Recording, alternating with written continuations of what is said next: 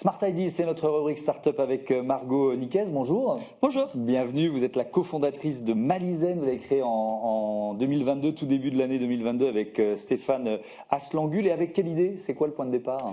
Alors Malizen, en fait, c'est un atelier de valorisation de déchets textiles issus du nautisme. Donc on travaille avec des entreprises localement autour de Concarneau. Et l'idée, c'est de valoriser leurs chutes qui n'ont aucune filière de recyclage. D'accord. Ça a commencé avec une sellerie, c'est ça? Oui, par exemple, une sellerie qui travaille sur le pont des bateaux pour faire des taux d'hivernage, des taux d'ombrage. Ouais. Toutes ces matières, ça génère beaucoup de petites chutes. Et donc, nous, on a une grosse matériothèque. On récupère tous ces textiles, on les trie et on essaye de faire des objets du quotidien avec. Donc, des accessoires, des chapeaux, voilà, des objets, des sacs, ouais. Exactement. Et l'idée, c'est vraiment de faire de plus en plus d'objets du quotidien avec des déchets. Alors là, on est vraiment dans un écosystème breton, c'est-à-dire que vous vous adressez à des entreprises qui sont dans la région. Oui, c'est très local. Ouais. Donc, il va y avoir Glycoten qui travaille plutôt pour fabriquer des objets, des vêtements pour la pêche. Ouais. Pour le nautisme, pour les skippers, pour la course au large.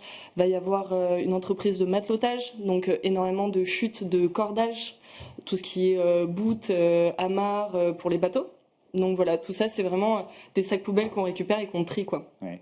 Et alors, ça veut dire qu'à partir de cette matière, vous créez quelques pièces parce qu'il n'y a pas chaque pièce est différente des autres en fonction de ce que vous récupérez comme matériaux. Comment ça marche? L'idée, c'est de créer de l'unique à partir de la série. Ouais. Donc, on a des modèles définis et l'idée, c'est qu'ils sont tous uniques parce qu'il y a toujours une variation du fait de travailler avec des petits bouts de matière. Donc, oui. Si on fait la liste des matériaux, avec quelle chute finalement de matériaux vous travaillez?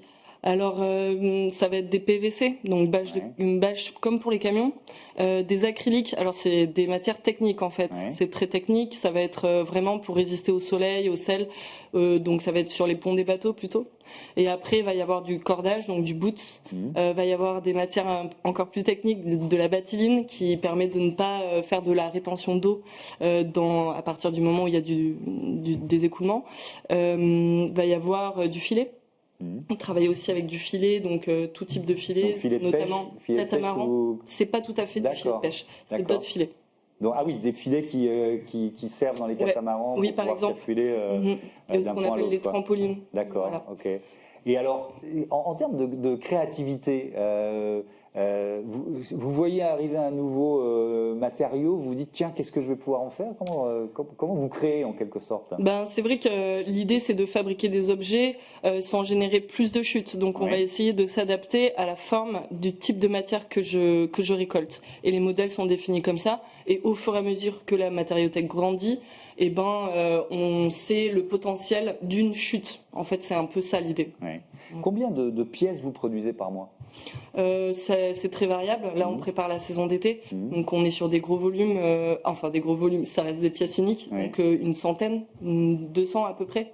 Voilà, ça dépend des objets aussi. On a des sacs à dos qui demandent beaucoup de temps de fabrication, des petites pochettes qui demandent peu de temps de fabrication. Voilà, ça dépend de l'objet. Je vous pose la question parce que comment on passe à l'échelle avec un modèle comme le vôtre? C'est-à-dire que c'est encore en réflexion. Je pense que c'est un modèle qui peut être où plusieurs mains peuvent travailler peut-être plus sur de la coupe en premier temps, ou avec d'autres systèmes de l'emporte-pièce, donc qui permet de couper en grosses épaisseurs plusieurs strates de matière.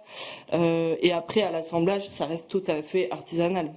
Oui, et donc ça pose cette question parce que après c'est à quel prix vous les vendez? Est-ce que ça devient un objet de luxe? Enfin, vous voyez ce que je veux dire pour que le modèle économique de l'entreprise tienne. C'est un vrai objet artisanal, donc on n'est pas sur un prix industriel, on n'est pas sur un prix luxe non plus.